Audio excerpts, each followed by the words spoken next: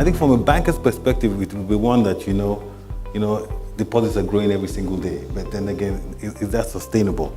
And from what, I mean, I have two girls. So from what I know is that their needs are changing every year and every time. So a savings product, like any product, is a vehicle in which you can access, or should I say, enable them to access what they want to do at a particular life stage or style that they want. So we don't. So I think what we're trying to do is develop or create an environment in which, regardless of where they are. So if you take Nigeria, for instance, and if you try to segment women, you're looking at different ages, different types of religion, different cultures. So we know that we're not going to create a product that will meet every single type of youth or young woman in Nigeria. But what we can do is provide that platform that enables them to access certain products and features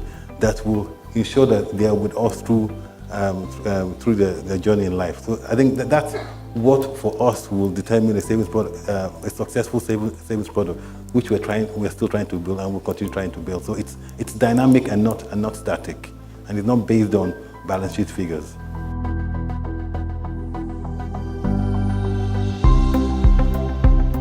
So I'll use Demoman for instance. So our youth proposition has, I think what we try to do is develop products to work with the youth through their life journey, and that life journey is not in isolation. So they have parents as well. So I think it's carrying the parents along as well. So we define our youth proposition from the age of 0 to 18. So for the first, so there's diamond features, which is from 0 to 11. There's diamond teens, which starts from 11 to 18, and then there's swag, which is I can't even remember the acronym name, but it'll come to me, which is from 18 and above. And the idea is, from 0 to 11, it's actually parent controlled. So that is where we actually focus on parents and help the parents in developing and shaping the product. Then from 11 to 18, that's the adolescent era, and that is where their needs are different. They're changing as well. The features of the product will also change in that time. But it's parent controlled, but that is the period of transition, where you transition the ownership of the account from the parent to the youth. And then from 18, the swag account is when they're in full control. So through that youth period, it's an opportunity for us to actually help them be financially literate, but also most importantly financially independent. So if you miss the boat, then because we also want to catch them as our clients when they become income generating independent. So that's how we position our journey with the youth. And what we do in those 18 years actually determines what will happen 18 years and beyond. So, and that's exactly what we did. It's going to the central bank and not actually getting waivers, but making that a policy, saying that this is what we're trying to do, because it's also part of their financial literacy and financial education program policy as well. So it fits right into that.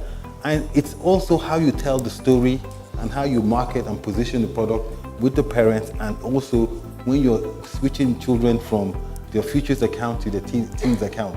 What do you get? So it's now giving them the ability to, although they don't own, they don't have full control, but now they can access their own funds with their own debit card. So instead of going to their mom and saying, "Can I have some money?" they can actually now either go to their mobile wallet or go to the ATM with the parents and withdraw the money. So that sense of independence and that sense of responsibility starts creeping in, and that gives you an opportunity to start to use other solutions that we provide to teach your children about, how much they're going to earn if they do work at home, or how much they're going to earn if incentivizing them to do certain things. So that's how it's working so far. But I think where the bottleneck is always, the moment of truth is always when you're switching from futures to teens, and from teens and to the swag. That's where a lot of work is done. But when they walk in themselves and say, "I want to switch now," it's also a moment of success as well.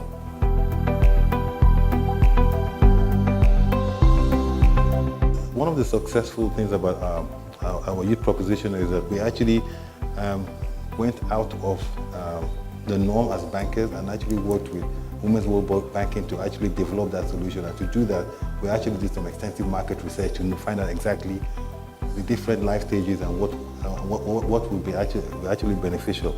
And what we've seen from the data so far is I think we have 750,000 youth accounts in Demoman Bank, and so it's actually even split. So it's 49% women and 51% men. But some of the data is actually interesting. So and the propensity to save is actually higher with the women. So standing instructions, which are a commitment to put money aside, is tilted 60%, 64% actually. More women make a standing instruction than men. Even on the future diamond futures, which is the parent controlled account, you find mothers actually make more contributions to the accounts than the fathers. And on the swag side, which is 18+, which are the university, then you find that the propensity to spend is less with the women. So the balance is actually much higher with the women. And so the data from a business perspective, it makes more sense to actually go for the women. And as a father who has a 14-year-old girl and a 15-year-old son, I think I replenish my son's account more times in a term than I do my daughter. My daughter can actually keeps her money and is responsible and accountable, while my son just has no idea sometimes of what he's spending. So naturally we've seen more accountability, responsibility, savings with our female accounts.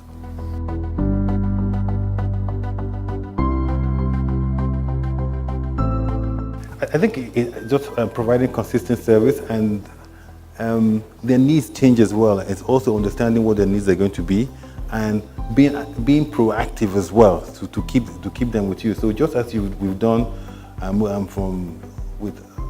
with them as from 0 to 11, from 11 to 18, and 18 beyond. So it's continue to understand, know who your customer is, and being customer centric as well. And it also affords us an opportunity because an important index is, while our youth proposition is actually balanced from a gender perspective, it is very good compared to the total of our customer base, which is 25% women and 75% men. So if we get this right continually, then it means that in the future we should actually have a balanced book of men and women banking with us. So we see it also as a pathway to gender equality when it comes to financial service and financial education. Yes, thank you very much for that. I just need a bit of background. The first question is, what do you define as youth? Because different countries have different definitions. And secondly, what is the legal environment that you're in? Because some countries, somebody below the legal age cannot sign a contract. So the question really is there a requirement for parents to sign together with the children? Practically the same. So for us in Demoman Bank, youth from a banking perspective is 0 to 18. And you have to legally, you cannot sign on your own until you're 18 and over. And so that's why our accounts, once you're 18 plus, it moves to the swag account. But before that, it is it's controlled by the parents, but also managed by the youth. But from a country perspective, youth is 25 and below, and sometimes you can stretch it to 30 and below.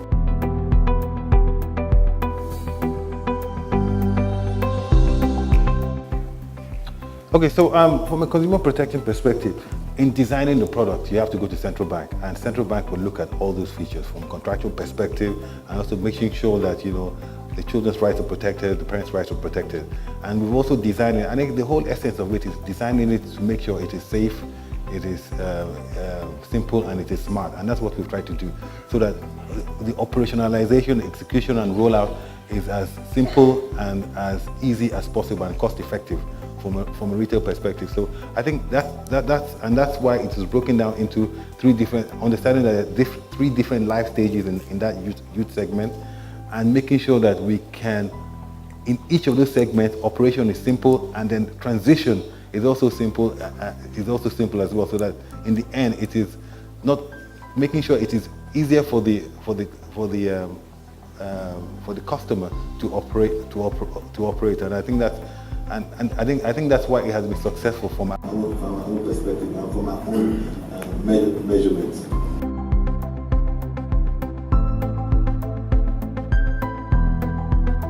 Very good question, and I think that's why one of the things I said was that, you know, we also see that see our solution as a pathway to gender equality. And so some of the simple things that we do is actually how you position your products as well, and who, for example, when you communicate, who's communicating. So sometimes so if you're communicating, for example, football, we communicated with a woman instead of a man, just to show and the message being that whatever the guys can do, you can do as well. And what we've seen is that the products are all the same, right? The benefits are the same. Sometimes you tailor the deployment to fit the market that you're in. So, for example, in the north of Nigeria, which is predominantly Muslim, you wouldn't send guys to sell solutions or to communicate messages. You would find the right type of people that meet the cultures of that in those places to do that. But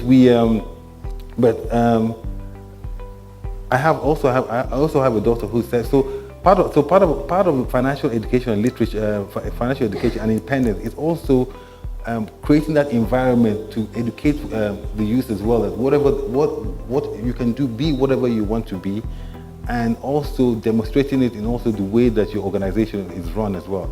So in Diamond Bank, we just don't look at the successful young entrants, because we also see that most of the people that come into Diamond Bank are actually, who pass the test now, are actually more actually women than men. But we also try to make sure that they rise to the top as well, because what happens is that we have a lot of entrants that are women, but then as you get to the higher levels, you find that it tapers off. So it is making sure that a lot of them also progress and develop through the organization. And that same ethos is what we try to drive in our financial education with our products. Thank you very much. I was just wondering about the far-flung areas. Your agents also seek out adolescent girls that are in marriages, that have never been literate, never had the opportunity to go to school. Is there some kind of education that they are being trained on?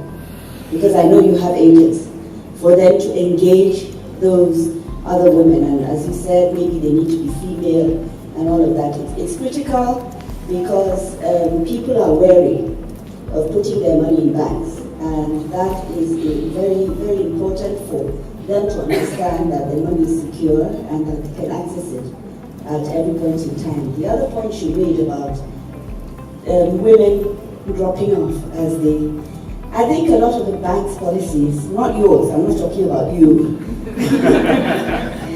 actually don't take into consideration the demands on women. And this is why. So it would help if banks would open up and engage women on whether they can work from home at certain periods of their life, maybe when they have babies, because there's too many contending demands on, I know the African woman. So I just wanted to bring that in so that you understand why some of the things engage them and find out why they drop out as they stay in the bank or as they attempt to go in the bank. Thank you. So I'll answer this, I'll make points on this too very quickly. So you're right. So one of the things we have agents who go out, we have direct sales agents who are not bankers, but we've also trained them to engage with those people at the bottom of the pyramid, at the far-flung spaces.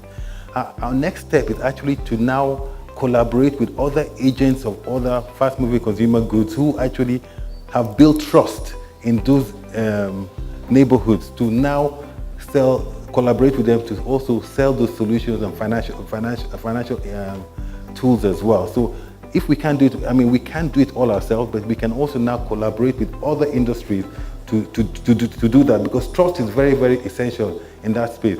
Now, on the rising, I think it's, there's a lot of pressure on women, and not even from, even if you create, in Diamond Bank, we try to create an enabling environment for women to be mothers if they want to be, but also to be successful. But then again, there's also societal pressures, and there's also that mindset that that they also have to overcome. So what we try to do beyond, so like women have, so you can go on maternity leave and you still come back and you still get rated. Your last rating is what you take with you. Before, in many organizations, it doesn't count anymore. It's as if you were not in the organization for 6 to 8 months. We also try to also join the partner along in events as well, so that when you are a successful female in an organization, sometimes your husband at home, and you're talking about work at home, you also want to identify with the person that your wife is talking about. I am fortunate because my wife is also a career woman, so I actually understand her pain points. And so it's from that I will actually take lessons on how to also create that enabling environment. I know if Chizoma will stand here, Chizoma is the oldest staff of Diamond Bank. Diamond Bank is 25 years old. She's an executive director, so she started from the bottom right to the top. And so it's those kind of people we try to celebrate in Diamond Bank, so that other women are encouraged to also know that they can also do it as well.